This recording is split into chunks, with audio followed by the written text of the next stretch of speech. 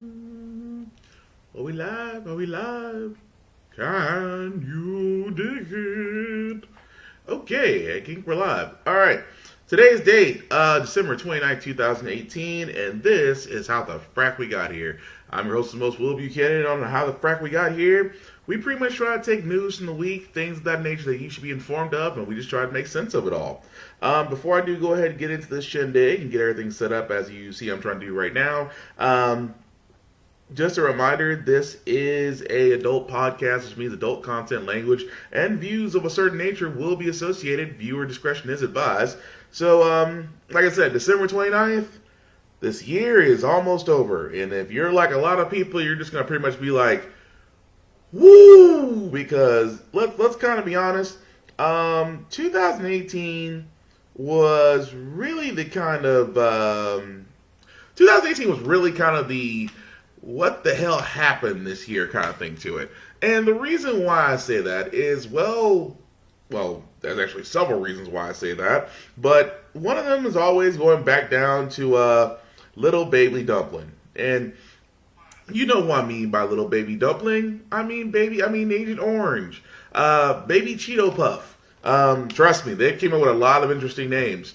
But the funny thing about Baby Cheeto Puff is that he did something that I thought he would never do in his first terms of presidency. That's right, he actually went to Iraq. And yeah, tripped me out too when I saw that. He went to Iraq. You know, they kept on talking about complaining how a sitting president has never visited a country we're at war with, which was Iraq. And he had some interesting things about he wanted to save the troops, because had it been me and it's Iraq, and I see the president coming, I'm just going back to my post. What the fuck is he going to tell me? But anyway, this is what he actually had to say to the troops while he was there. Well, first of all, at ease, let's have a good time. You just got one of the biggest pay raises you've ever received, unless you don't want it. Does anybody here... Is anybody here willing to give up the big pay raise you just got? Raise your hand, please. I don't see too many hands. Okay. Don't give it up. That's great. You know what? Nobody deserves it more. You haven't gotten one in more than 10 years. More than 10 years. And we got you a big one. I got you a big one. I got you. There had plenty of people that came up, they said, we could make it smaller. We could make it 3%, we could make it 2%, we could make it 4%. I said, no. Make it 10%. Make it more than 10%. Because it's been a long time. It's been more than 10 years. It's been more than 10 years. That's a long time. And, you really put yourselves out there. You put your lives out there. So congratulations.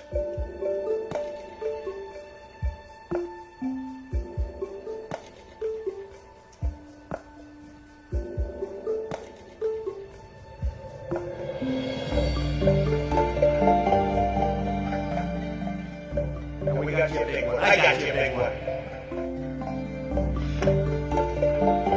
Now, what's interesting about that, as you guys can pretty much just see from the video, so Trump decided that he's going to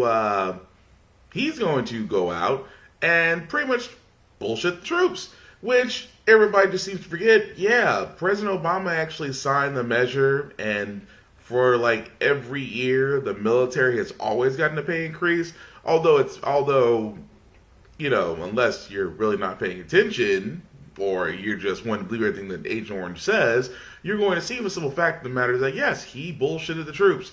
Again, he was only in Iraq for 3 hours. It was a last minute thing. Of course, with the situation over in Iraq, you can't really have a sitting president there, even though Obama's kind of went over there like a multitude of 5 times when he was president. So, the excuses they gave was, there were security measures. We had to make sure everything was good. The Iraqi prime minister wanted to meet with President Trump, and of course, couldn't, because he was told within 30 minutes that he would have a chance to talk to him, and didn't get that. So it's interesting when Iraq had some interesting. I'll basically let this video play for itself. But again, pay raise for the troops. Let's just be honest. We are a Oh, and by the way, let me also say hi to Daiquiri, hi to BJ, and Carla. Thank you guys for all watching. I really appreciate it. But another thing about it is we are a war-worn country. I mean, since the existence of this nation, there's always been a war we've been entangled with, and it's like now we're on a war front in Iraq, Syria, Afghanistan, and I'm almost certain there's a fourth one. I just can't think of the name of it at the moment. But I mean, I'll be honest with you, I'm tired of war. And it's one of those things to where you just want to just sit there and go, when is it going to be enough that where even though Trump tried to withdraw, which made no fucking sense, because that's a whole other thing we're going to go into later. But here's the part where I want to show the video of where this is where was that? Let me try it again. Let me actually show this video of where he was actually talking about his short but brief time in Iraq. This morning after a surprise visit to U.S. troops in Iraq. The president slipped out of Washington around midnight on Christmas, and he spent about 3 hours on the ground yesterday at an air base just west of Baghdad. The president had been criticized for waiting nearly 2 years to visit U.S. military units in a combat zone. David Martin is at the Pentagon for us. David, good morning. Good morning. It's been a head-spinning week in which the president ordered to pull out from Syria and fired his Secretary of Defense after he had first resigned in protest.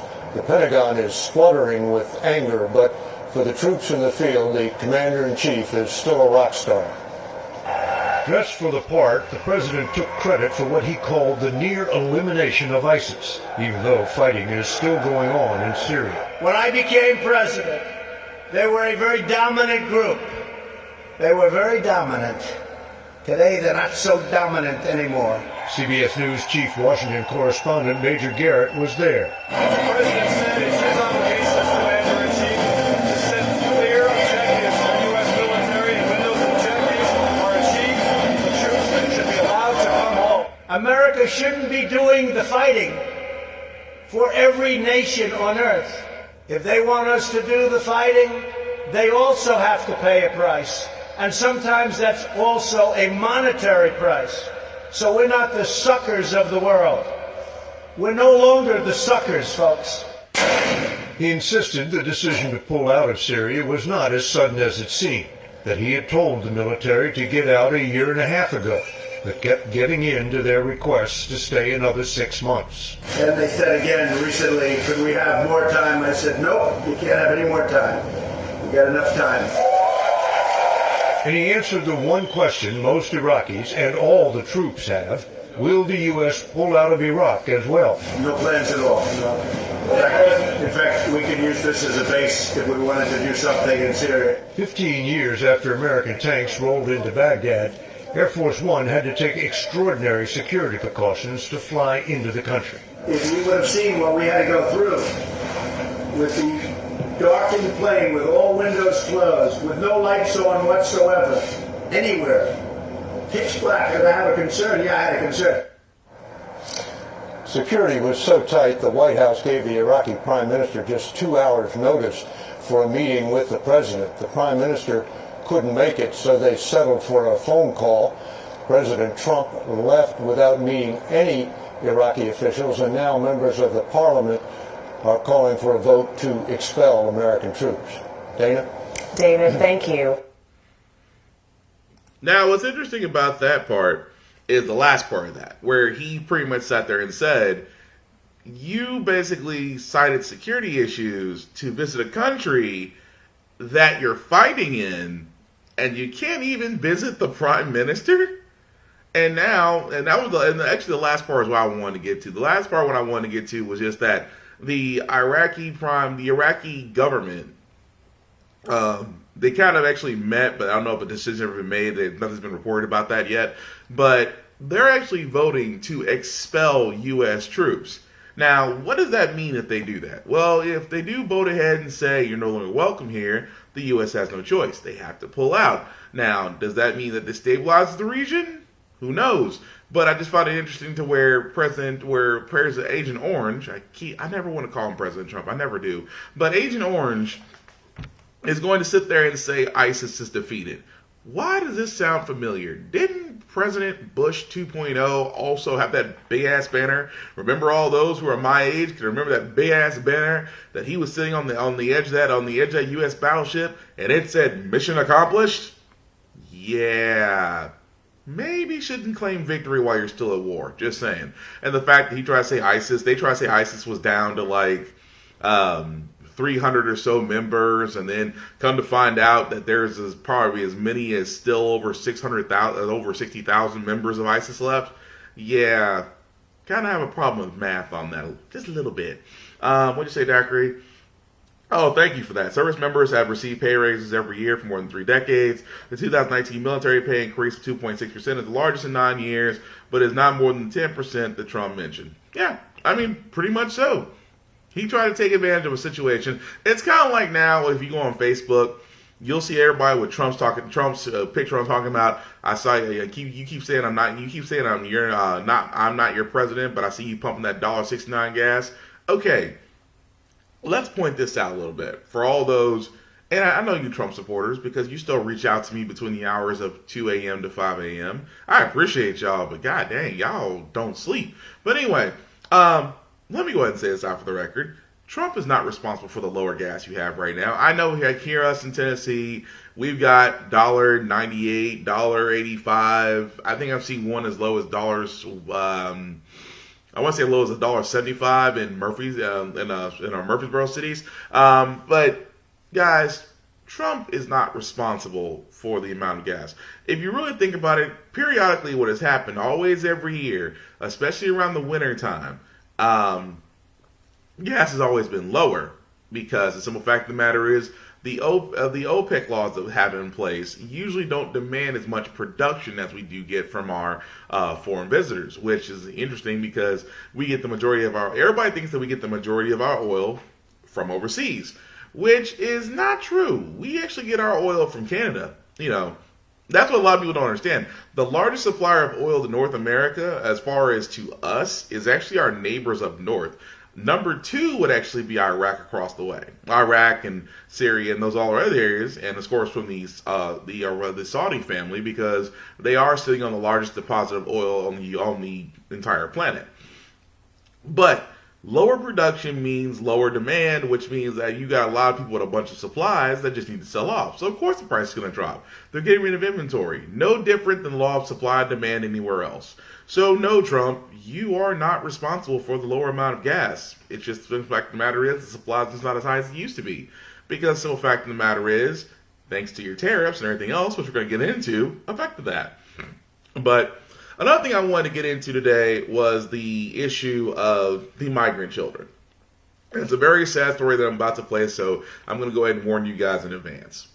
Felipe Gomez Alonso from Guatemala died shortly before midnight on Christmas Eve at a New Mexico hospital. The boy was transferred to that same hospital earlier in the day. He had been diagnosed with a common cold and then released. Customs and Border Protection says it will now conduct secondary medical checks on all children in its custody who are younger than 10 years old. It is also considering ways to help relieve capacity issues and provide additional medical assistance. The agency says it's conducting a thorough review of the case. Kevin McAleland is the Commissioner of U.S. Customs and Border Protection. He joins us now from Washington in an interview you will see first on CBS this morning. Commissioner, good morning. Thank you for joining us. Just to start us off, what is the latest in the investigation of the 8-year-old's death? Good morning. Well, with any death in custody, we report immediately to our Office of Professional Responsibility and the DHS Inspector General. Both of those independent investigative arms have responded and already interviewed the father, and they'll be pursuing an investigation into the circumstances around this tragic event. In our reporting earlier, Commissioner, it was that the child had a 103-degree fever earlier in the day. Why bring a sick child back to a detention center instead of keeping him at the hospital? Well, that's a call made by the medical professionals. He's in the emergency room. He spent almost 5 hours there. It was actually a Border Patrol agent who noticed that the child did not appear to be well on the morning of Christmas Eve and made the decision to transport the child and the father to the hospital. And it was the emergency room doctors and nurses who made the decision to discharge the young boy. But are you satisfied with the medical conditions and facilities, I guess resources that are available at these detention centers should sick children come back back into your custody there? So I've explained to Congress, I've testified on this, I've talked about it publicly for months and months, that what we're seeing with these flows of huge numbers of families with lots of children, young children, as well as unaccompanied minors coming into Border Patrol custody after crossing the border unlawfully, that our stations are not built for that group that's crossing today. They were built 30, 40 years ago for single adult males, and we need a different approach. We need help from Congress. We need to budget for medical care and mental health care for children in our facilities, and I'm committed to improving our conditions, even as we work on the broader problems, border security, and of course solving the issues in our legal framework that are inviting these families and children to make this dangerous journey. Okay, so I'm pretty much going to cut that off right there for that. So it amazes me that you just now heard the U.S. Border Customs Commissioner turn around and say, we are not equipped to handle these people. Now, it's sad that another child has died. This is now makes the second child that has died. The first child that was actually had pneumonia did pass away. This child having a fever did pass away. Before this podcast started, we found out there is another child in ICE custody that is now having medical issues, which is interesting to where they want to sit there and be like and say, well, we shouldn't be keeping these children. And I've been saying this for the longest time. The simple fact of the matter is that you have immigrant families that are trying to come over to the U.S. You deport the parents, but you keep the children, which makes no sense to me because the children aren't really in any better care than they were when they were with their folks. They were actually in better care with their folks than they were with government officials, which again comes back to this whole thing of just, why are you keeping the children? I'm like, if you really want to, like, for all you xenophobes and bigots who want to basically kick these people out, you would think that you would allow the children to be with their parents. I mean, if you were really tearing the children away from their parents and saying, well, we'll take better care of them. Really? How? Because it doesn't seem like you have a pretty good record of that. I mean, aside from child thefts, sexual abuse, contours of rape, one border agent that was actually arrested for killing 4 people in his town, it doesn't really look like a great record that you have for taking care of these children. So again, for the Border Commission to come forward and say we need a better way of taking care of these people, here's a wonderful idea. Instead of keeping these people from crossing, change the way people are immigrating in. Like I've said before in many of my podcasts, we are a nation of immigrants. We as Americans shouldn't have the right to sit there and tell somebody if they want to come here, they can't. We don't have that right. I mean, to me, we don't have that right. I mean, some of us came over here, like I've said before, some of us came over here as our ancestors did with hopes of a better life. Some of us didn't really have a choice. Some of us just got picked the fuck up and brought over here. Be that as it may, we're all a nation of immigrants. Unless you're a Native American, you're an immigrant. So how in the world can we sit there and tell other people who want to immigrate here from dangerous situations that they can't be here when we're a nation that was built on it? And now we have an idiot in office who is going to sit there and demonize these people and call them, murderers, rapists. Basically, they're sending us the worst of their country. No, they're not. At the same time, if you are fleeing a war zone, yeah, you're going to go to the safest place, or you're going to go to a place of opportunity, such as the United States. There's nothing wrong with that. I mean, there's a reason why on the side of Ellis Island you have on there, give me you're tired, you're poor, you're hungry. I mean, that's not an infomercial commercial. That's us saying, we'll take you in. It's not like we don't got the room. But anyway, it's very sad about that. Like I said, until they actually have to get the good sense to turn around to there and say, this is stupid, we shouldn't keep people here, let's forget the stupid idea of the border wall, which now Trump won't budge on because he's got to have his wall. And I've never understood that. We've had barriers put up. And what Trump doesn't understand about that is that the reason why a border wall won't work is because planes have been invented. Many immigrants are no longer hopping over a border, digging a tunnel under, or anything of the above. No, they're flying right on in. And it's kind of funny where he wants to build a wall. I'm like, you couldn't even stop it. You had to stop El Chapo 3 times from getting out of prison, and this man dug a tunnel out of a Supermax. Just saying. Now, if you can't stop El Chapo from getting out of prison, how in the world you think a wall's gonna stop people from coming over?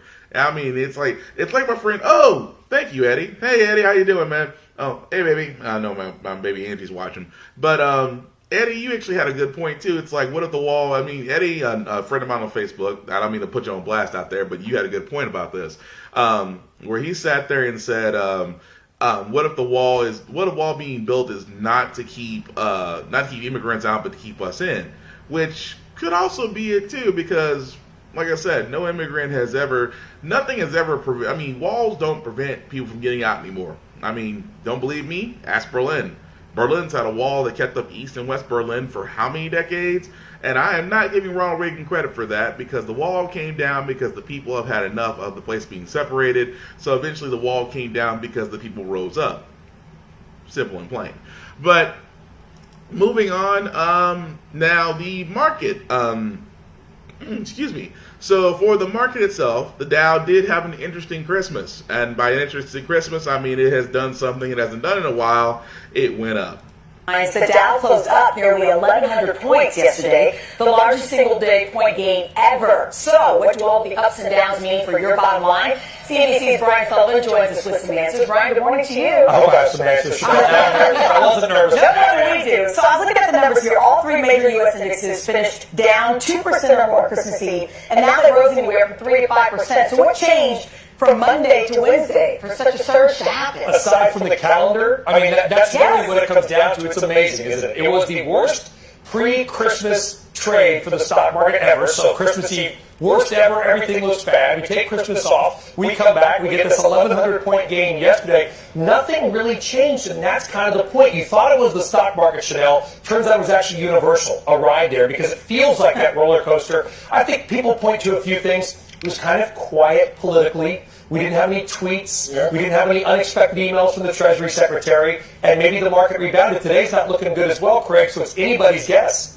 So anytime you have a single-day jump like what we saw yesterday, you look back historically, the last time we saw a two-day swing like this, if I'm not mistaken, it was around 2008, 2009, the financial crisis. How nervous should we be with this kind of volatility? See, we were feeling so good that you brought up the financial crisis. Well, I mean, that's a legitimate question. It is true. Okay, so as the numbers get bigger, all right, the stock market has grown. Yeah. We see the numbers go up. But to your point, you're exactly right. The two previous biggest point gains, and pros, of course, look at percentages, but the point gains were during the financial crisis because we had those wild swings. So a lot of the bears, those who are negative on the market, have come out of hibernation. What they're saying is, aha, this is symbolic of a slowing economy, and some people believe, the economy's doing well right now, that we could go into recession in late 2019, early 2020, and the market is reflecting that. We won't know. Only time will tell. So I guess the takeaway then, millions of people obviously have 401ks invested in stocks, and these ups and downs, it's kind of scary. So what's your best advice at this point? Is it time, I already know what you're going to say, is it time to pull your money out? Do we wait,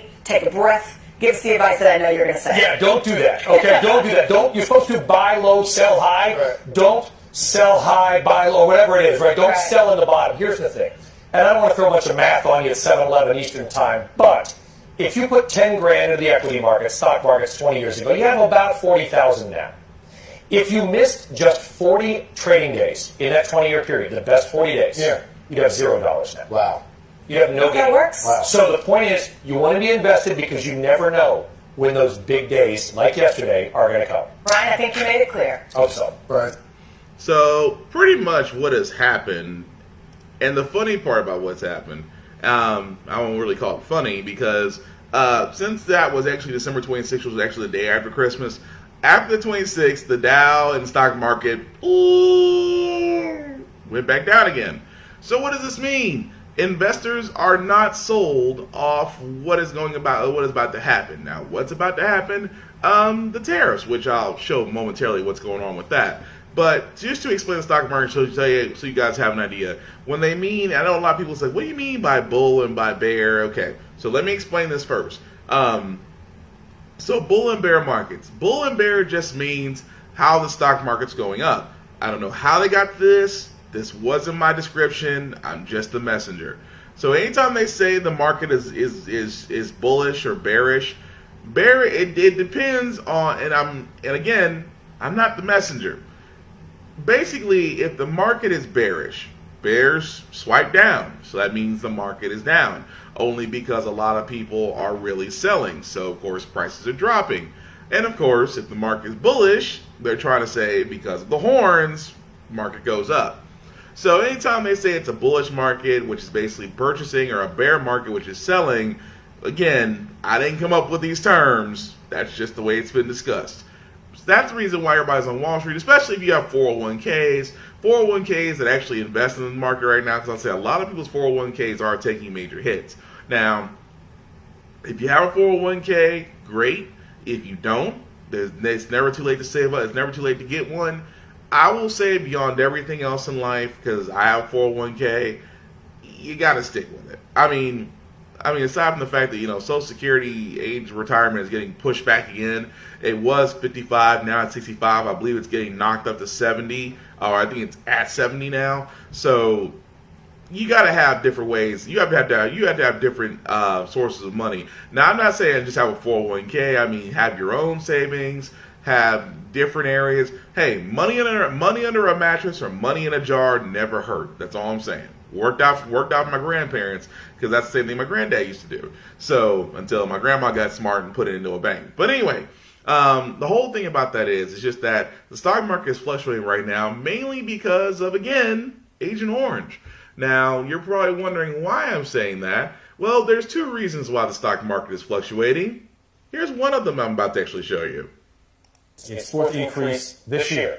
The move came despite complaints by the president consistently about the rate hikes. The news sent stock markets into reverse today. The Dow was up big early and then lost nearly 352 points. Our CBS News business analyst, Jill Schlesinger, is here with much more on this. Jill, everybody knew, they telegraphed this. They knew it was going to happen, so why the surprise? Yeah, it's kind of amazing. And you watched as the Fed Chairman Powell was speaking, stocks were dropping precipitously, so I guess no Santa Claus rally this year. In fact, the Dow and the S&P 500 are on track to have the worst December since 1931. That is astounding. Investors were expecting this rate increase. They did think that the Fed would soft pedal a little bit about 2019. Central bankers projecting 2 more rate increases next year. And during that press conference, Powell did not do anything to dissuade any investors. Now, that would actually pull a little short. Do apologize for that. I think they kind of cut her off because she was starting to tell the truth a little bit. So pretty much just like in that one, yeah, the federal interest rate. So let me briefly explain that. The federal interest rate is what everybody bases their percentages off of. Anywhere from APR on houses, cars, credit card rates, loans, things of that nature. Everything is based off the Fed rate. Which in this case, if it increases, that means everything else increases across the board to accommodate for inflation. So what does that basically mean? Basically means since the rates have been increased, there is a chance that will be paying more at various areas. If you're trying to get a car, trying to get a house, things of that nature. When they were explaining about that, how the Fed rate affects how the Fed rate basically affects the stock market, it's supposed to accentuate the stock market. It's supposed to sit there and say, well, if we're increasing our rates, it should make investors feel happy about going back in and putting in their money. As you can see, it has a negative effect. And the funny part is, that's December 26th. Indifferent to the video I showed before, where the stock market was up, and the same day, went back down again. Reason, and I said, it went back down to levels before the Great Depression. And let's be honest, almost every financial advisor has sat there and said, the route that we're going on is heading us to a recession. And it's interesting because last time we were in a recession, there was a Republican president. Hi, Bush. But, hey, BJ, this is all a part of all the winning that he promised. Well, the winning that he thought he was doing, he's really doing for those that are above the 500K line when it comes to income. Because, as I said before, with his deal, with his tax plan, which basically cut the taxes up top and increased the taxes and cut off tax breaks and increased tax at the bottom, he's basically made those who are rich more rich and made those who are poor more poor. I mean, I've said it best. If you are below if you are honestly below I won't even say 100K. If you're below the 75K line, you are essentially the working poor, because you have to work twice as hard to maintain the things that you do have, while those top get all the tax breaks in the world. We've seen this happen before. Reaganomics does not work. Trickle-down economy does not work, because the problem is the wine glass that you keep saying, if it fills up, it'll eventually trickle down to the bottom. The wine glass doesn't ever get filled. It just keeps taking in more and more and more, and at the same time, the ones at the bottom go dry. At the same point where I'm sitting there saying before, well, they're the job creators. Really? Ever since since Trump's tax plan has went into effect, how many automotive markers now? We have Ford, we have Chrysler, we have, I want to say almost Dodge, but no, GM. I'm sorry. So Ford, Chrysler, GM, three automobile companies. Two of them, which we bailed out, have actually cut back production and cut back workers today. But the funny thing is, their executives still got paid. Even at Sears, through their financial bankruptcy, have cut well over 75,000 jobs. But they were able to pay their executives $20 million. So you're sitting there telling me that you're able to cut 75,000 jobs, but you're able to pay $20 million to executives? Yeah, something fucking wrong with that.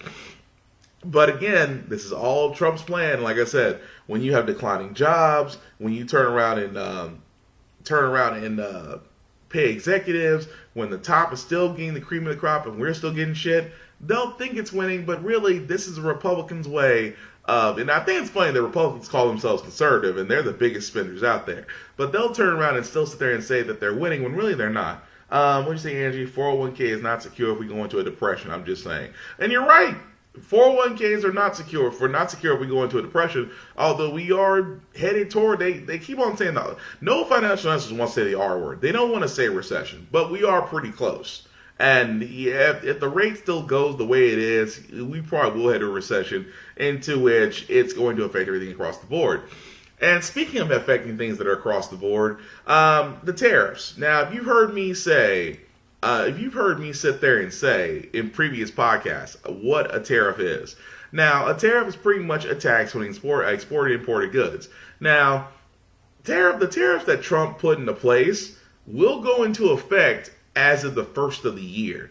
So what's going on is just that means that every other retailer right now is honestly stocking up. The reason why they're stocking up is because the tariff's going to go into place.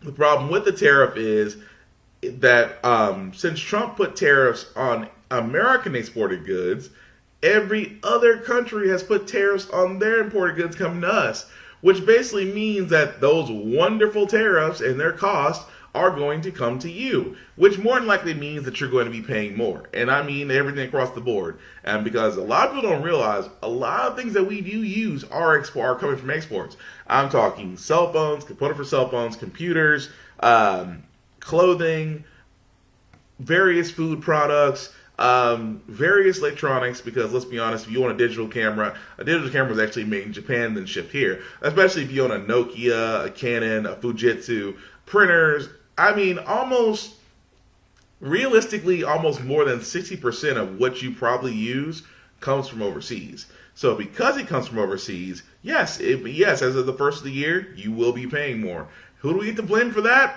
Baby Orange.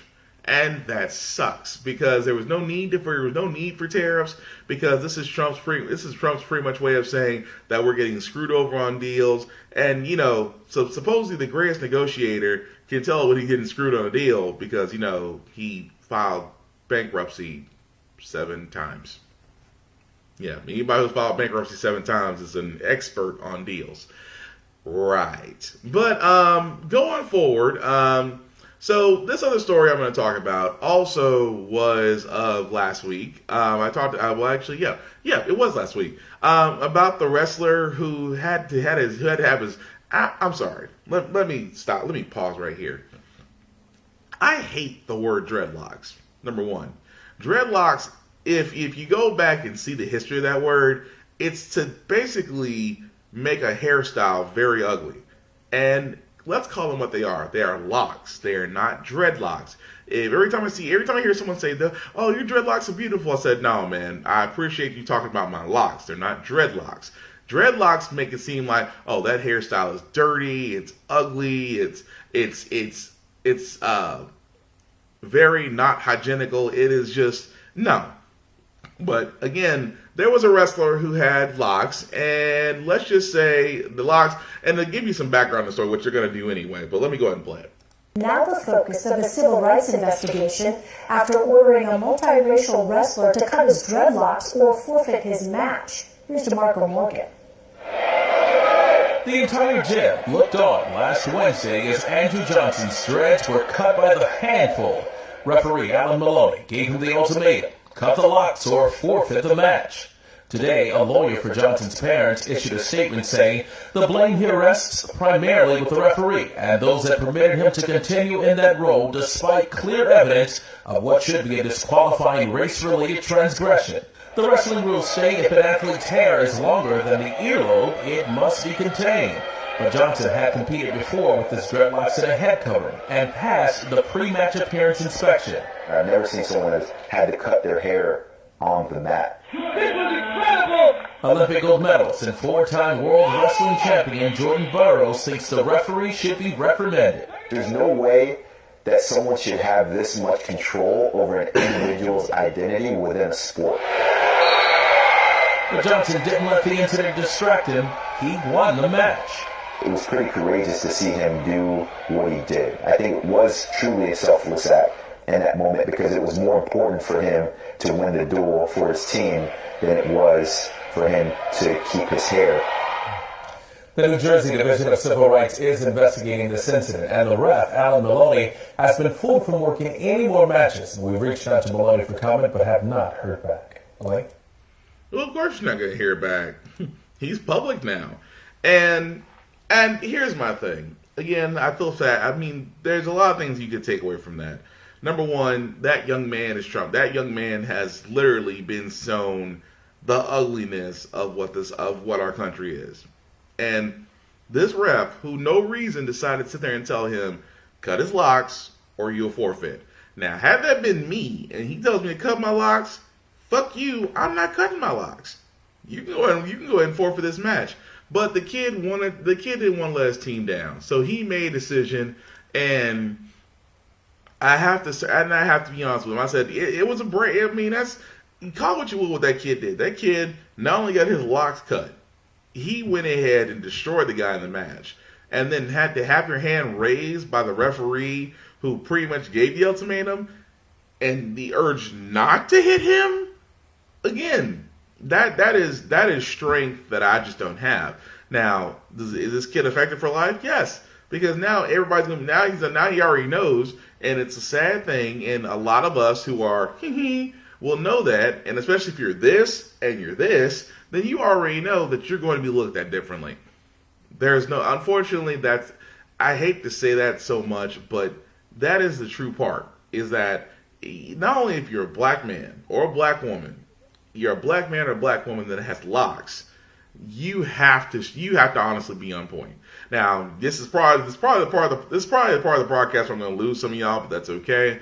But understand this, it's just that we are still viewed not only for our skin tone, we're viewed for our speech, we're viewed for our hairstyles, we're viewed for anything that we say. We have to be above board, twice as perfect, and really just, we can't say no. We have to be able to show that we are capable, and that is annoying, and that is is mentally draining. I mean, and yet they wonder why we're always angry. We're not always angry. We're annoyed.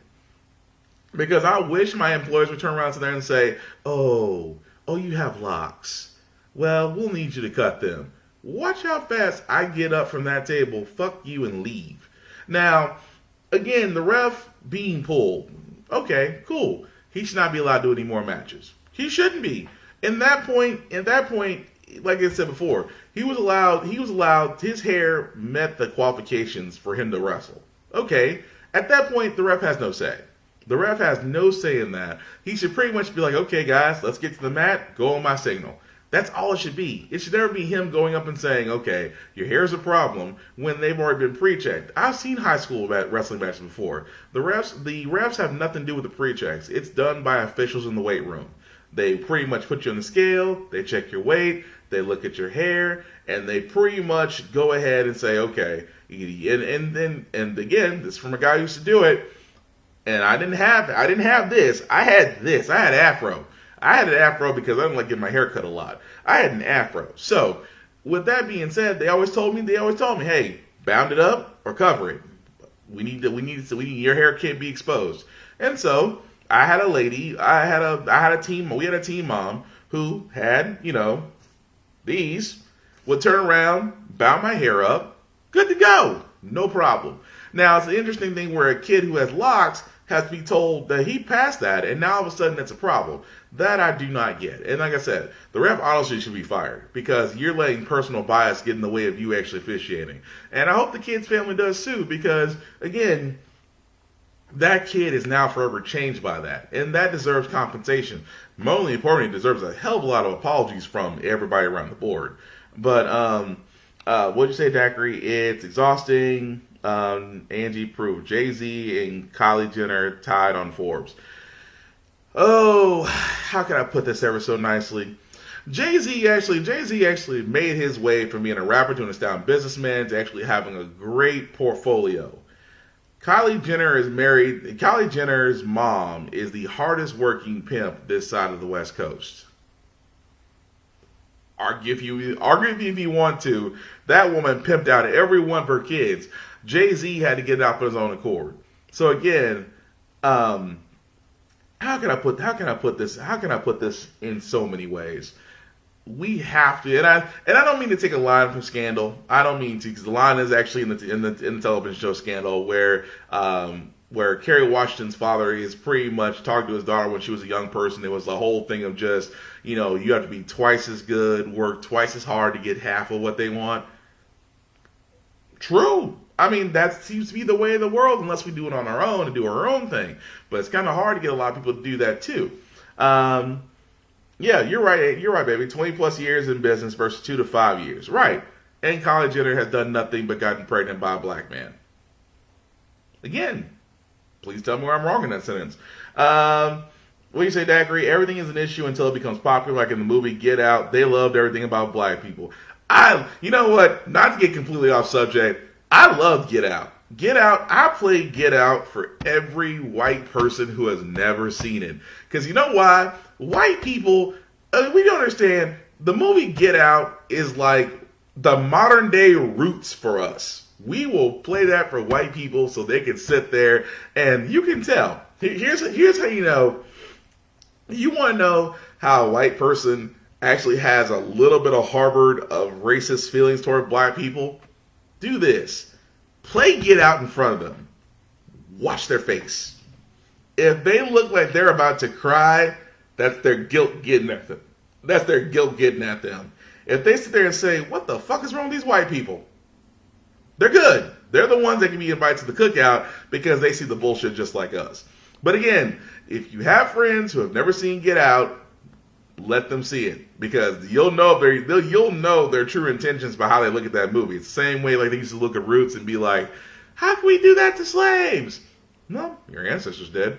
But anyway, we're going to go ahead and keep on moving right along. So going back into another story where where we have to be twice above board. This story I came across, this story actually came across 2 days ago, where literally a black sales executive was told to dance for colleagues.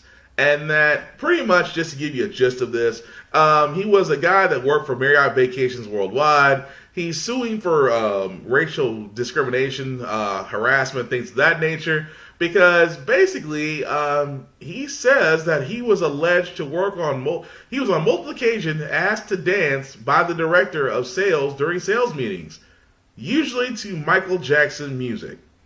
Now, don't get me wrong, I love Michael Jackson music as much as everybody else, But if a dude told me that I had to get up and dance in front of an entire folks to Michael Jackson music, and I believe they said he was the only, I think I'm going to double check on this. Well, they said he was the only black guy. Yeah, it does say that. He was the only black guy on the actual sales group. And he's actually suing for that. So another part of it where this might be a little wonky for him as they're investigating, because they did want to sit there and say, admittedly, one time he did get up and dance. There were a number of times he asked, he was like, no thanks. And when he did get up, he was the new guy. He didn't want to make waves. So currently that individual is suing Marriott Vacations Worldwide because they basically singled him out. Folks, let me tell you something. Whether you're the new guy or not, you are never inclined to get up and dance because you've been told to. I understand. A lot of people are like, well, I'm the new guy. I'm trying to make friends. I'm trying to, get my foot in the door. I'm trying to do all of these things. I get it. You don't want to on your first date. Now, would that be something I would do? Hell no. If you told me that if I hear Michael Jackson music, oh shit, Will, come on up, dude. We know you like Michael Jackson. Fuck you. I'm not gonna get up and do shit. I'm not gonna get up and dance. I said, what did Denzel Washington say in what was that one movie? I think he said Remember the Titans. He says, I don't get up. He says, I'm not getting up just because I hear music, and I don't do all this because someone tells me to. It was a line, but pretty much it was a whole thing of, I'm not going to dance with them just because they want me to dance. Now, I feel bad for the guy. Now, of course, they did say that some witnesses said, well, he just did it one time. Then after that, he's like, no thanks, and all that crap. Now, again, that goes back to a whole other thing of just how we are seen. And I'm not trying to make it a whole thing about that, but it's the truth. I mean, let's be truthful. This is an adult podcast. Let's be truthful. We are seen in the corporate world as not as equals. And the thing about it is the reason, and I've told my Angie, who literally puts up with me, and I'm so thankful for her. She has heard me say many a times, I am not going to sit there and bend over backwards for these white folks. I don't. I mean, it might seem like I may come off a little bit of a dick. I may come off a little bit too honest. I might come off a little too blunt. It's only because I want to make sure that they know I'm not going to Sambo for you. I mean, I will do my job. I will do what the requirements ask me to do, and I will excel above that. But if you're going to sit there and tell me like that dude in the executive meeting does and says, oh, come on, get up and dance for us. Who you asking? Because that's what I'm going to be like. And it's like, oh, come on, Will, be a sport. No. If I turn around and bring out country music and say, why don't you cracker start dancing? That will sit there and be like, oh, he just insulted us. Oh, but that's the same thing he did to me. But again, if I was to tell that guy that's suing Marriott, if I was that guy that was suing Marriott, you know what I tell him? Hey man, hope you get your money and hope you get a lot of it. Because again, this goes back to that whole thing of how we are viewed. And the only way that's going to change is if, some folks start paying out, some jobs get lost. Because nothing hurts people's pride. Because I'll be honest, a whole wave of us coming together and actually changing the narrative is great. But the quickest way to change people's minds, unfortunately, is always hit them where it hurts. Money. But moving right along, so again, guys, the reason why I'm talking about Big Pharma and the simple fact of medicine and insurance, things of that nature, just being tremendously sky high, is basically stories like this. Again, there was an ex-CEO who basically had a fentanyl sublingual spray. Now, fentanyl is for helping cancer patients. Now, the interesting thing about this case is that fentanyl is an opioid that the DEA says is 25 to 50 more times addicted to meth. Why is that important? Because basically you were giving these things to cancer patients, and the CEO knew. So the CEO knew about this painkiller, this addictive, expensive painkiller, mind you, and did not fail to describe this. Not only that, and this is the reason why I say pharma definitely needs to be checked, is because they turned around and they were guilty in a connection with a scheme with the firm as far as finding doctors who would basically push the drug. Doctors. And this is why I say, this is why I sit there and I say most doctors, and especially with medicine this day, medicine is just like, honestly, medicine is just like health insurance.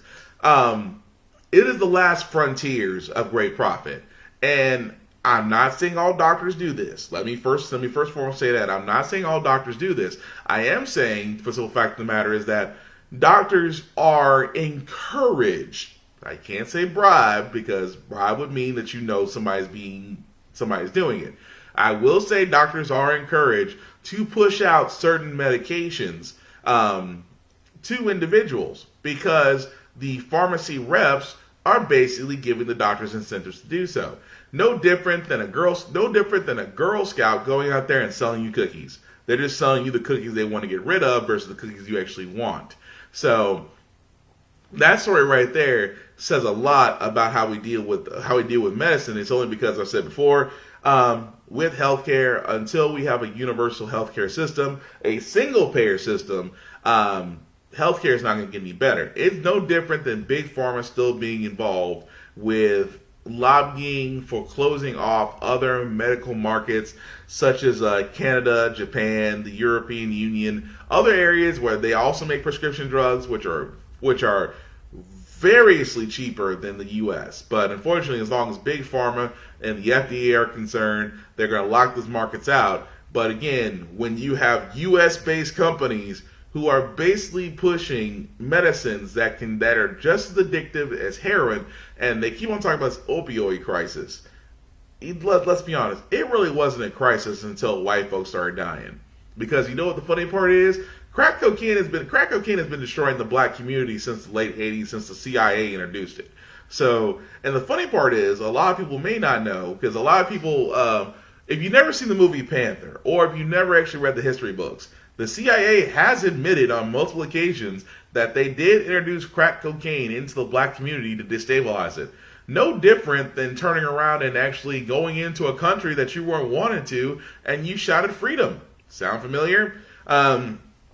But again, it's one of those stories to where I sit there and I say, this is the reason why the medical field needs to change. And there's actually another change about that too, where, if you're a person who goes to the hospital, I'm not saying you go to the hospital frequently, but if you're a person that goes to the hospital, you're probably going to notice something on January 1st, which hospitals must start listing their prices. Now, what does that mean? That basically means that hospitals will start listing prices as standard services as part of a new federal mandate. You'll be able to view your prices online before getting treatment. So what does that, so pretty much it's very straightforward. It's the whole thing of, if you've been to it, like a lot of people, like myself, I like going to the hospital. I don't ever go to the hospital unless something is very, very wrong. But, if you have insurance, or if you don't have insurance, or if your insurance doesn't cover it, you're in network, you're out of network, it's not a PPO, it's not an HMO, I can keep going down the line. But you always want to know at the end of it all how much it's going to cost me, especially if your insurance is not going to cover it all. This is a great step moving forward that, hospitals do have to do this. Hospitals didn't always have to show that. And I think to myself, it's a great way of doing that. But it's just going to be interesting to see what they do next. Because like I said, with hospitals are going to be one of those businesses that'll never have a slow day. As long as people get hurt, injured, or critically injured, there will always be a need for hospitals. Now, do I believe that hospitals need to start sharing their prices? Yes. Just like when I order from Papa Murphy's, or I order from Five Guys, if I order from any fast food joint, or if I go to Red Robin, all their prices are right there. I can't go to Red Robin and order my usual four patty cheeseburger and fries and expect to see a wonderful cost. That'd be like going to a restaurant that literally had no prices, Ruth Chris, and turned around and sat there and said, okay, here's your bill. And that bill is a lot more than what you intended to pay for. Fucked up. some restaurants do that, Ruth Chris.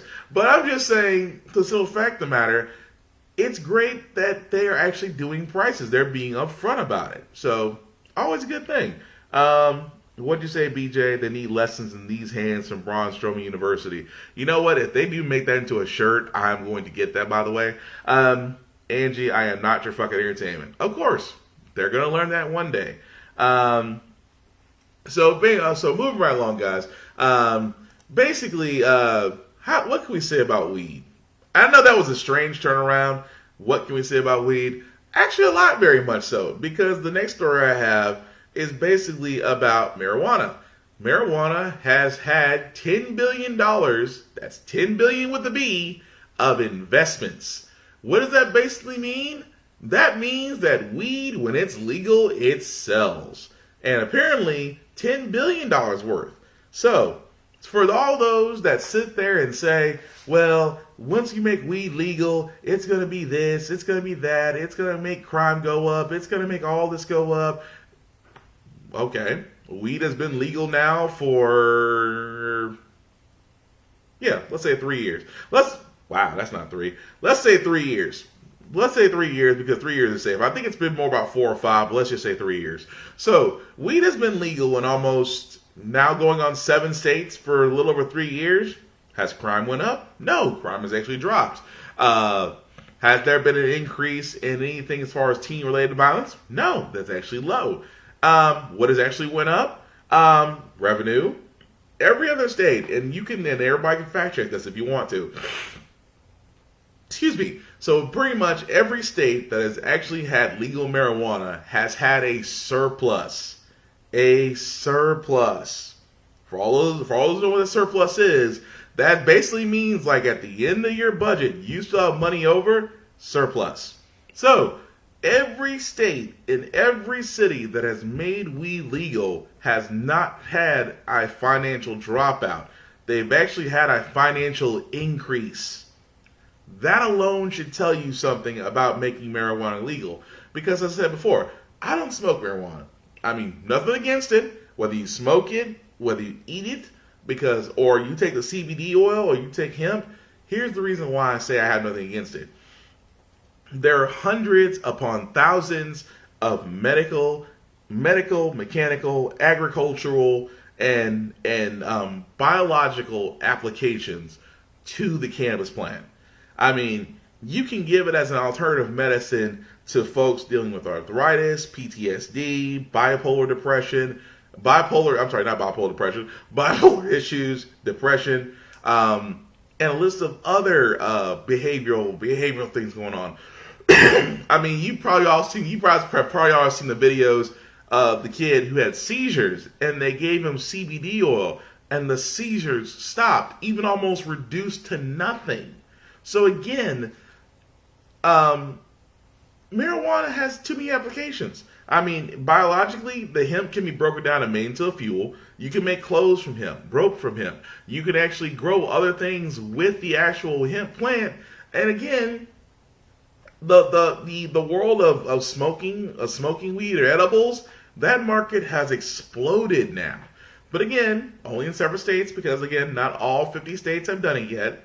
But a few have, and those few have exploded, and that alone should tell you everything that you want to know. And now, as I was talking with Dacry, who's watching this with me, Dacry did point out that medical marijuana, especially like my hometown of Nashville, has always been brought up. But we honestly don't have. How can I put this in so many nice ways? We actually have stuck up people who believe that marijuana is still the gateway drug. Where, you have opioids, and you have Percocet, damn, I never can think of those things when I want to. I keep thinking of the hardcore drugs. It's going to come to me later. So, damn it, I wish I knew. Like Percocet, I keep on going back to Percocet because that's the only one I can think of right now. But I know there's like 2 other ones that are addictive narcotics, and all 3 of them are, you can't have a great supply of them just because they're narcotic. Narcotics means they are hallucinating. They can be considered hallucinating drugs. They also will keep you from having a 90-day supply. I mean, things of that nature.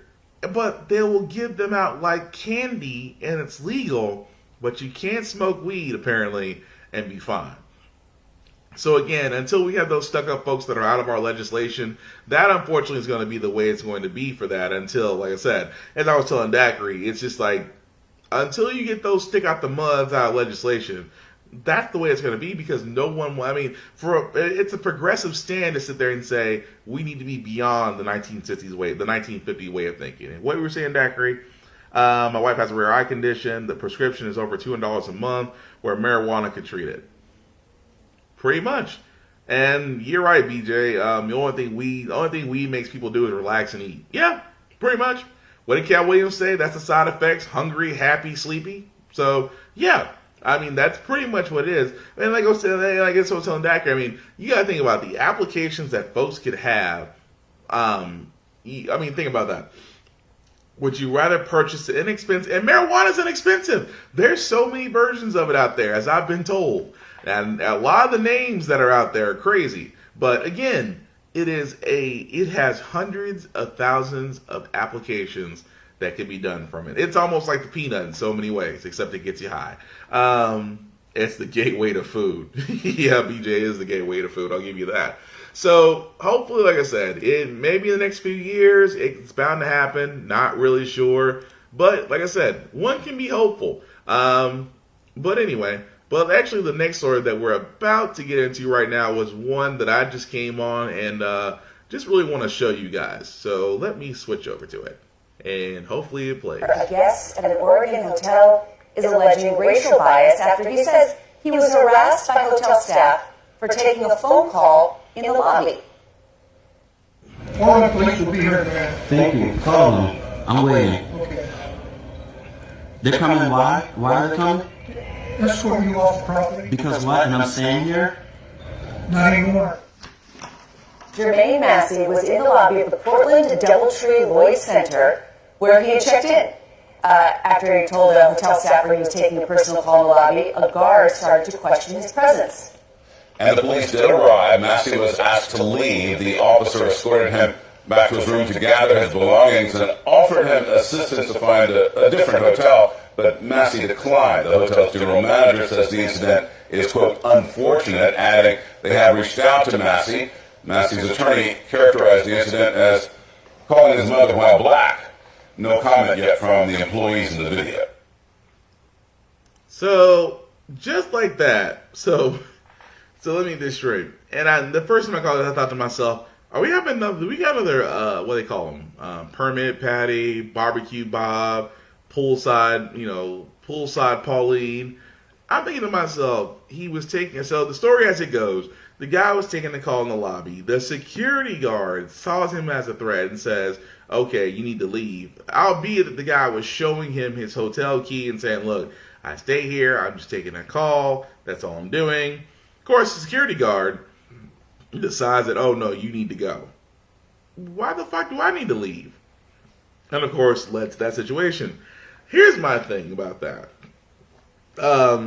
I like to stay in nice places. I do when I go out. I don't like to stay in places that are questionable at best. I mean, if I had enough money to stay at a nice hotel, I'd still be able to stay at a nice hotel. The only things that I've never myself experienced that. Let me also say that too. But if I ever did experience what that man experienced, I would make sure to make it a point that I'm never staying at that hotel again. Because the loudest thing I can do, aside from putting it on social media and suing, is just that make it known this hotel isn't friendly to us. And I'm making a point to let other people know that, because the only way that things are going to change with businesses, because businesses don't see social media. I mean, if you don't believe me, look at Chick-fil-A. Chick-fil-A has always taken its stands on the LGBT community, and because it's Jesus chicken, people will still go. Now, that alone should tell you everything you want to know, that if Chick-fil-A could turn around and sit there and say, well, transgender is wrong, but have a 12-piece, and people are still buying and eating a 12-piece, that means that their money is still coming in, and they can still operate as normal. Now, let's just say everybody abandoned Jesus chicken, all of a sudden Jesus Chicken's going to be singing a different tune. Why? Because now their money is affected. And that's the truth about businesses. Businesses are not social warrior entities. They are money-making machines. The problem is, if you stop feeding the machine breaks down. And when the machine breaks down, then there's no more company. Don't believe me? Look at the guy, what last year, who said he wouldn't bake a cake for a gay couple. A lot of people remember that story where the gay couple went to the baker, said about baking the cake, and he turned around and sat there and said, well, it's against my religious beliefs to bake a cake for you people because you people are going to hell. I'm paraphrasing. But what happened after that? His business dropped. He declared bankruptcy, had to close his doors, and then had the nerve to turn around and blame people, saying, well, I'm getting criticized for my beliefs. Which he did the number one rule in business you should not do. No matter who has the money, you accommodate the service. If you start turning around and start excommunicating people, guess what? That's business suicide 101. Because that's like saying in my case, and I've said it beforehand, if you turn around and you basically decide above all else that you're going to be that type of person, then expect the consequences. And I feel so bad for this black dude because, again, this goes back to what I said before in the other previous stories. We are always going to be looked at differently. It's by those who have a little bit of power. The security guard in the hotel who decided that this black man was not going to stay here. Oh, yeah.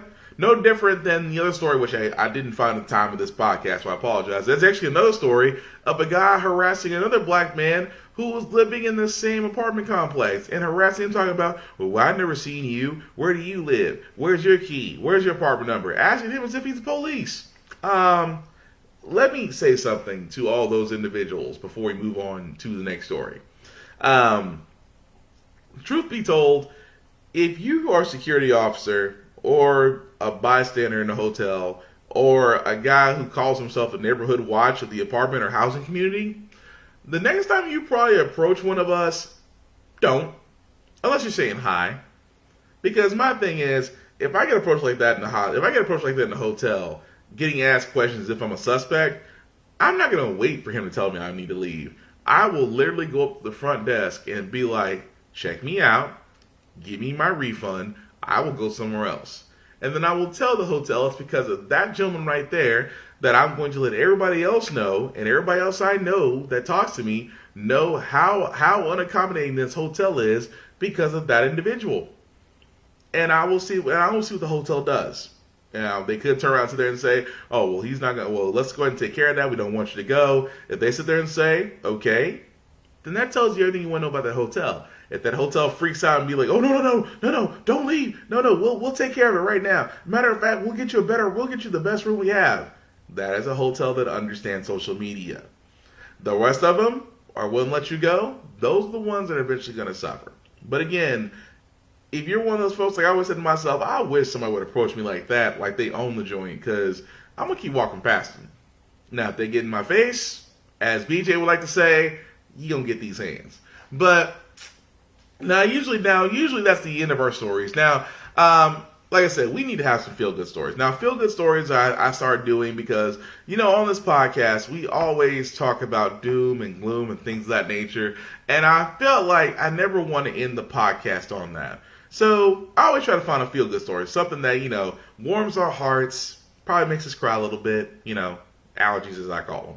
So because it's the end of the year, I actually found 3. So the one I want to start with first is basically this little girl, who actually is a 10-year-old, and I call her a genius, a 10-year-old genius, and Esther Okade is her name, who just got enrolled to college, 10 years old, and loves math. And look at that face. I can't knock that face. That is a face of a kid who I'll probably be calling for help in calculus if I was still in school. But again, I mean, beautiful face, a beautiful child, intelligent child, who is about to enroll into a university at 10 years old, and she loves math. like theories, complex numbers, she probably will love quantum physics. I'll be honest with you, because that is math all the way. And I love the fact where she adds this part. Where she adds this, and this is the part I want to read. She pretty much adds, I want to finish in 2 years, and I'm going to go get my PhD in financial math when I'm 13. I want to have my own bag by the time I'm 15, because I like numbers and I like people, and banking is a great way to help. It's a great way of, I'm sorry, I messed that completely up. And banking is a great way to help people. 10 years old. I'm like, 10 years old, guys, 10 years old. And she already knows what she wants to do. I mean, intelligent above all else, and loves math. I hate math. Let me explain something to you. I hate math, number one. I hated math ever since grade school. I hated it in high school. I hated it in college. You want to know why? Because I've always sat there and said, beyond the basic subtraction, addition, multiplication, division, and maybe some trigonometry and geometry. What do I need it for? Like calculus, pre-algebra. Oh, algebra. Ooh, calculus. Ooh, when I tell you I struggle. Ooh, personal testimony. Personal testimony time.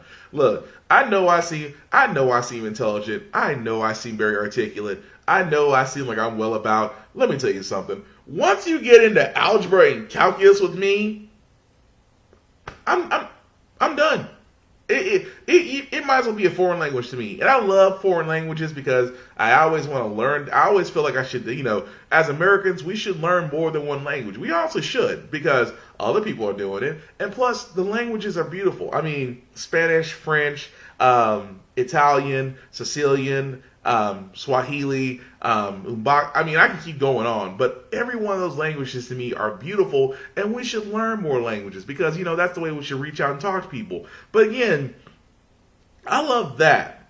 But if you give me algebra and calculus, I hate them. I hate them with a passion. I hate them. I mean, I was cool. Pre-algebra, I was cool. Algebra, I was rocky. That was almost a C class. I ain't gonna lie to you. I mean, it wasn't a D class. It wasn't an A class. But it was, if it wasn't for that extra credit, your boy got in there with a low B. I'm not ashamed to sit there and say algebra got me through with a low B. And calculus? Fuck calculus. I'm sorry. Flashbacks. Flashbacks. No. Flashbacks. Needless to say, I hate math. I do hate math. But a 10-year-old who has such a beautiful, beautiful outlook on her future, that to me that warms my heart. That gives me hope for the next generation. If you have young individuals like herself who have breezed through high school, very intelligent, breezed through high school, loves numbers, complex theories, things of that nature, I just want to hug the girl. I just want to hug the little girl. I'm like, you give me hope. Because if an idiot like me can't get past algebra and calculus, and you're going to complex theory, I'm like, you know what? We're good. That's hope from my heart, honestly. That really is. But again, much love and hope for that young woman, because you know what her parents are saying right now? College is good. We good. And versus us and versus American parents in college, because let's just be honest, if you got loans like I do, you hoping. But anyway, just want to pass on that story. That's one. Now the other stories both have video, so it took me a while to remember this guy, because I remember seeing a video about him about a few years ago about the guy in the New York who was singing on the subways, and I did not know this happened to him, and I want to play this video for you guys.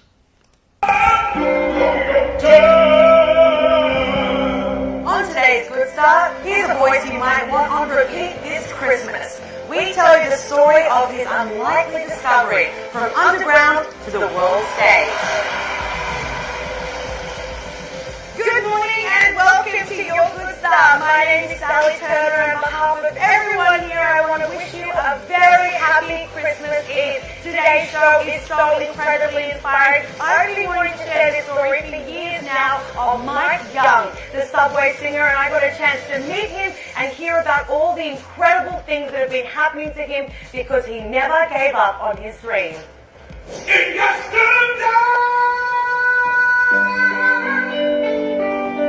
How long have you been singing in the subway before you got kind of discovered? Roughly more than 30 years. A typical day is 2 to 3 hours. Mike Young may have gone unnoticed for decades, but one day in 2016, his fortunes changed and he became an overnight sensation. All because of this video posted by a passerby who took notice in a New York City subway station. My brother said, hey, you went viral, man. For an older person, right? Being viral was a disease or something scratching because I didn't know what they were talking about. You know, thought I caught something. Ain't no sun when she's gone. Only darkness every day. That happened in 3 days. 3 days from the subway to TV. He's here tonight. Being internet famous led to his first big break on America's Got Talent. He even made it to the semi-finals. This is your moment. Anything is possible. And that led to a collaboration with DJ Martin Garrix.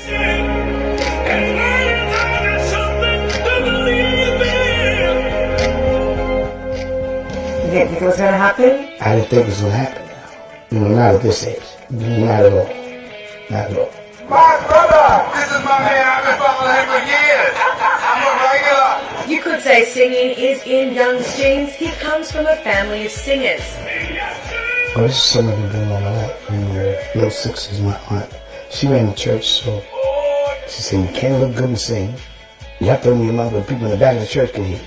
You know, because we didn't have no microphones. She said, oh yeah, make sure everybody can hear you.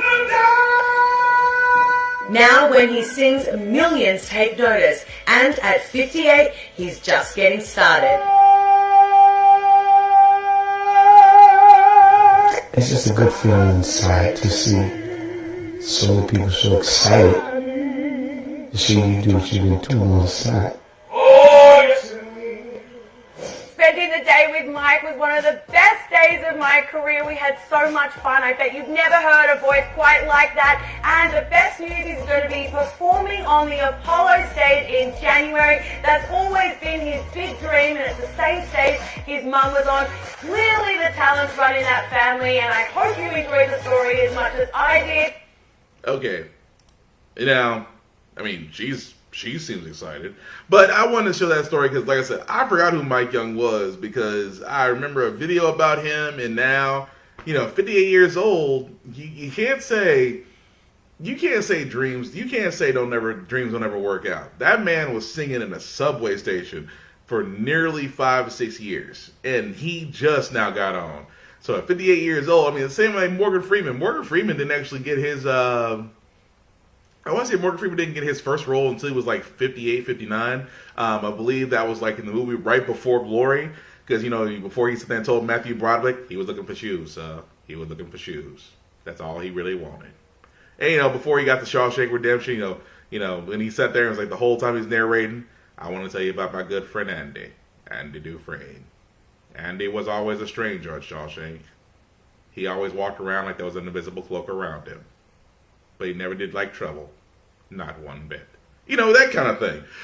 So, like I said, to me, that's always been great to see stories like that. Because that tells you that you should never give up on dreams. No matter how old you get, because if that guy got on, then that tells us everybody else to get on. But again, feel good story.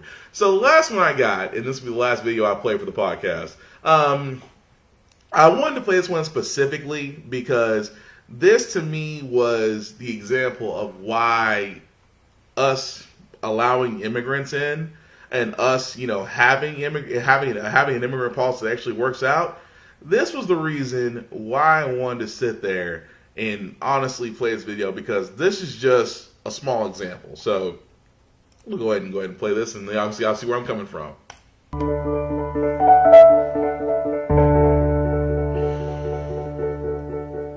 14 years old.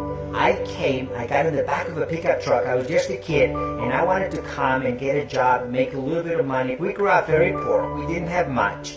And I went to this area of California, and I begged for a job until someone actually hired me to do the most menial type of work, and I ended up saving some money and going back to Mexico and helping my parents who were struggling.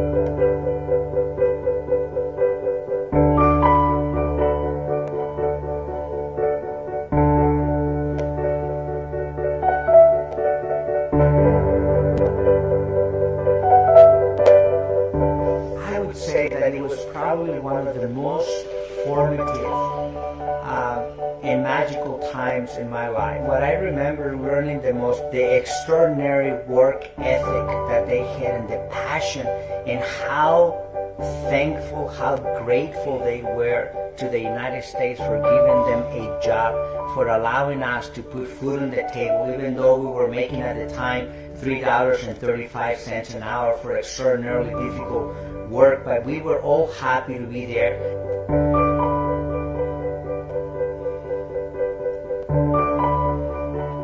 The most difficult obstacle that I had to overcome was to somehow believe that, number one, I had something to contribute to society, and number two, that I could actually do it. I met a classmate of mine who guided me through the application for the University of California and many other universities.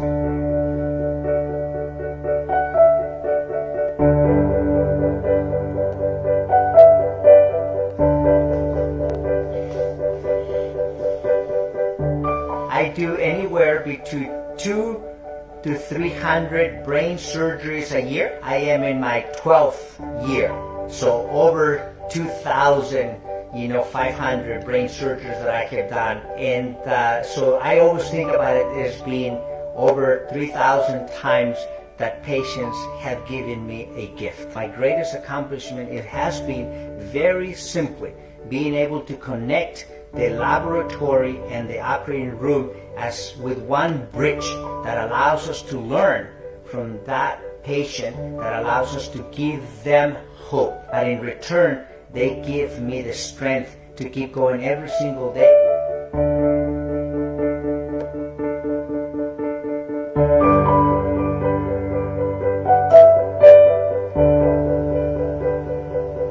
What excites me is the possibility that one day patients will not have to succumb to what I consider to be the most devastating disease that affects the human body, which is brain cancer. And I'm hoping that over the next decade or so, we will be able to translate all that knowledge in the laboratory back to the patient, because that's what they deserve.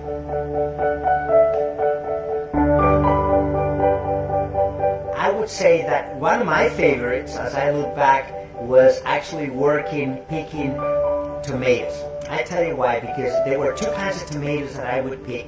And the second type of tomato that we picked was through a machine that was an amazingly complex, what we call a tomato picker, where you would drive. And it's interesting because nowadays, when you go into the operating room and see me operate, I operate the same way. I connect with the patient with both of my hands. My feet control all kinds of microscope and spatial chairs, so I am completely connected, and I'm doing brain surgery this way. It was the similar principle that I used back then when I was picking tomato.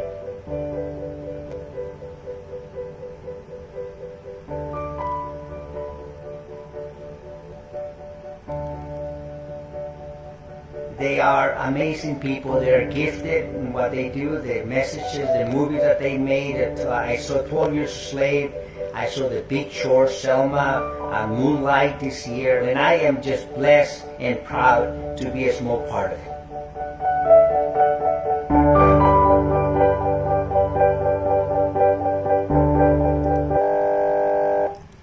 Now, that alone, honestly, guys,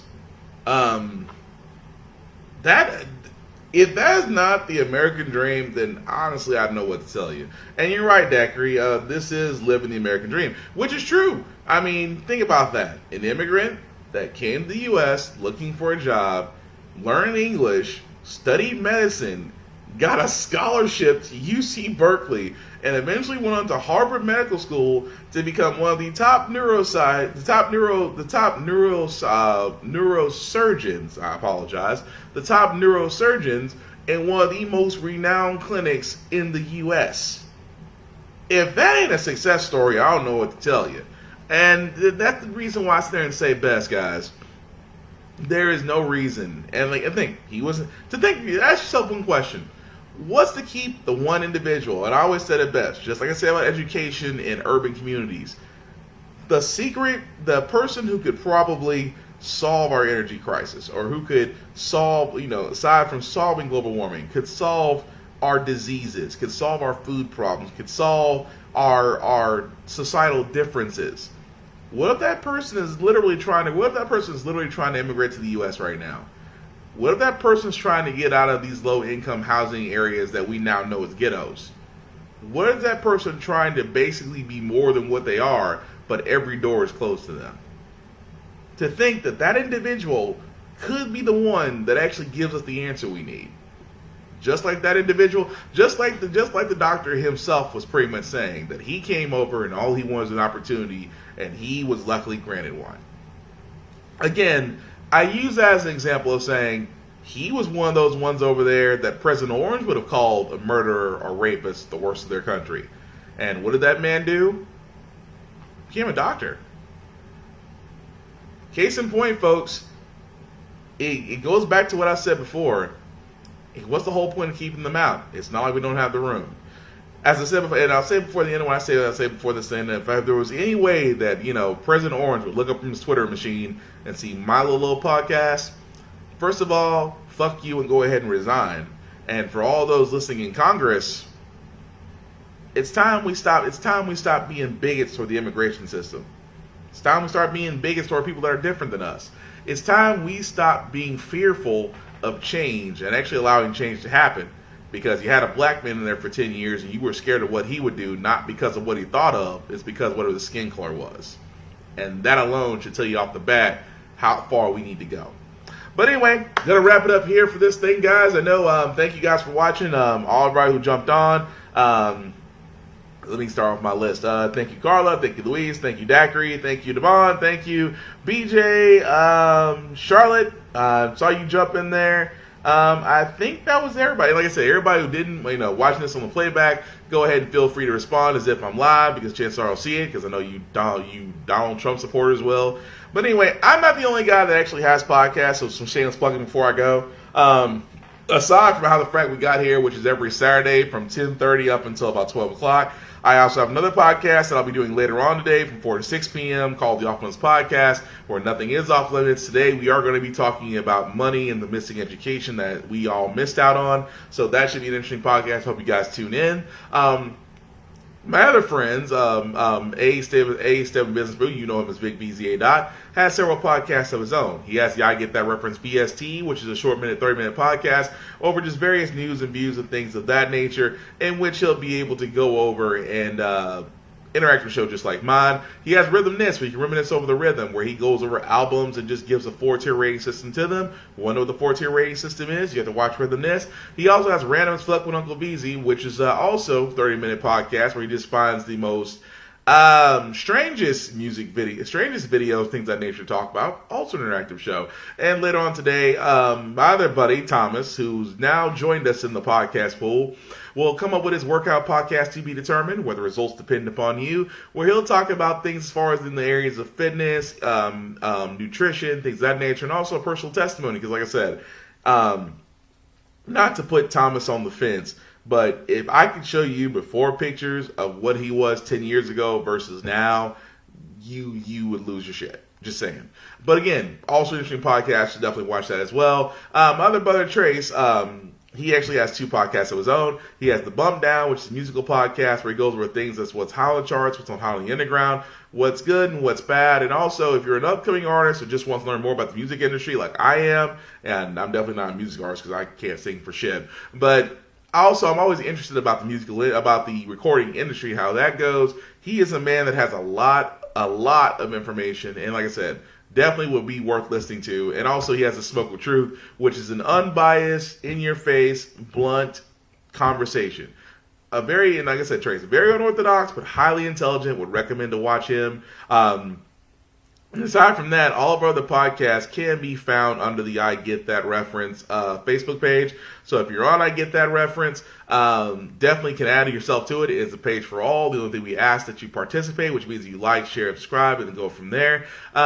We also have YouTube pages. So if you look up The Bump Down, I Get That Reference, How the Frack We Got Here, and Off Limits Podcast, they all have videos of all of our up-to-date podcasts in video form, so you can like, share, and subscribe and go from there.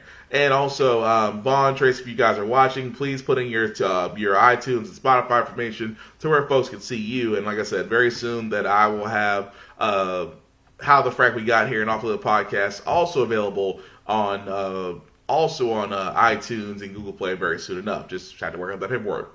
So, with that being said, the last thing I'll say about How the Frack We Got Here is I always say about everybody looks at the hashtag stay informed. Staying informed basically means going out there and not accepting everything at face value. That means going out there, doing the research, finding the truth beyond what is actually being said, and sharing it with others. Not to downplay others, not to criticize others, but to inform them. Hopefully to the point to where they go out and do the same thing, and then that trait just passes on. Because an informed society can make a hell of a lot better decisions than an uninformed one, because an uninformed one is where we got Trump. So again, guys, I know we're about a few days away from 2019.